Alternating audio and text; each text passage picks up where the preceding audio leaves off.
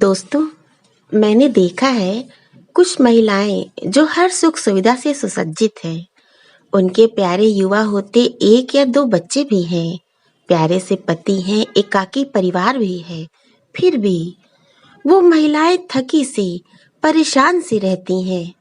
ऐसी ही एक महिला से जब मैंने इस थकान की वजह पूछी, तो उसने मुझे जो भी बताया उसे मैं अपने शब्दों में आपको बताती हूँ, यानी उस गृहिणी की व्यथा सुनाती हूँ। सुनिएगा, गृहिणी कह रही है, हाँ, मैं थकी हूँ, परेशान हूँ, लेकिन बाहर वालों की वजह से नहीं, बल्कि अपने घर वालों की वजह से। मैं थकी हूँ, परेशान हूँ, लेकिन अपने घर के कामों की वजह से नहीं, बल्कि अपने घर के सदस्यों के असहयोग की वजह से। हाँ, मैं थकी हूँ, परेशान हूँ, उन सबके लापरवाह रवैये से। कैसे, कितना और क्यों, कहाँ तक गिनाऊं, क्या क्या बताऊं। मैं थक जाती हूँ। सुबह झाड़ू लगाते वक्त बेतरतीबी से फैले उनके सामान, किताबें, जूते, कपड़े, पानी की खाली बोतलों को समेटते समेटते मैं परेशान हो जाती हूँ। उनके उस बिस्तर को समेटने में जिस पर रात भर सोकर वो सब सुबह उठकर घुस जाते हैं सीधे बाथरूम में। अब वो नन्हे छोटे बच्चे तो नहीं रह गए हैं। बिस्तर बिछा नहीं सकते तो कम से कम तय ही कर दिया करें। हाँ, इसीलिए मैं थकी हूँ, परेशान हूँ। जरा सोचो, वो तीन, मैं अकेली।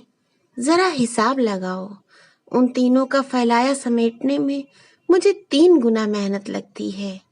यदि ये काम वो खुद कर ले तो मुझे कितनी राहत मिल जाएगी। हाँ, ये सोचकर मैं थकी हूँ, परेशान हूँ। जब चल देते हैं नहाकर, साबुन शैम्पू खुला छोड़कर, खाली बाल्टी नल के नीचे ही धरकर। अपनी माँ को सुपर मॉम मत समझो, मैं भी हाड़ मांस की ही बनी हूँ। ठीक तुम्हारी तरह मैं भी थकती हूँ।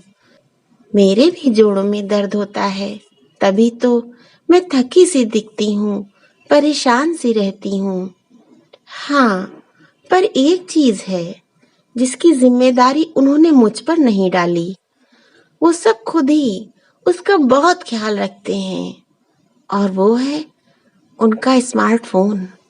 मैं हैरान होती हूँ देखकर अपने मोबाइल की इतनी फिक्र, जिसकी बैटरी डाउन होने से पहले ही लगा देते हैं चार्जिंग पर। मोबाइल बैटरी की चिंता की तरह क्या वो मेरी एनर्जी डाउन होने की तरफ ध्यान नहीं दे सकते? टच स्क्रीन पर तो स्क्रीन गार्ड लगा लिया, कभी मेरे माथे पर आती शिकन के लिए भी कुछ सोच लिया होता। मैं कितने जतन से बुखार में तप कर उन सब के लिए रखती हूँ खाना बनाकर, और वो सब बिना बताए बाहर से खाकर आ जाते हैं। फिर मैं भी नहीं खाती, भूखी ही सो जाती हूँ। पर तुम सब कभी नहीं पूछते, माँ, तुमने खाना खाया? जब मैं उन सब से कोई काम कहती हूँ तो बड़ी मुश्किल से हाँ हूँ है करते, लेकिन काम नहीं करते। मजबूरन मुझे भी वही रास्ता अपनाना पड़ता है, यानी 2 बूंद आंसू बहाना पड़ता है। मैं भी चाहती हूँ जब कड़कती ठंड में सुबह बर्तन धोकर आऊं तो जरा कभी मेरे हाथों में पकड़ा दिया करो गरम चाय का एक कप। रात को किचन समेट कर आऊं, उससे पहले बिछा दो झाड़ कर मेरे बिस्तर पर साफ सुथरी चादर। दे दो मुझे भी एक गिलास गर्म दूध मेरे सोने से पहले। कभी तो कहो, माँ, आज तुम देर तक सो लो, नल चले जाने की चिंता छोड़ दो, मैं भर दूंगा पानी। माँ, आज मेरे स्कूल की छुट्टी है तो मैं कर देती हूँ झाड़ू बहारू। अजी सुनती हो, आज मैं कूड़ा फेंक आऊंगा। सुनने को तरस रहे हैं मेरे कान, कहीं यूं ही न ढल जाए मेरी जिंदगी की शाम। क्या उम्र भर रहूंगी मैं यूं ही थकी और परेशान? Thank you. 1, 2, 3, come on!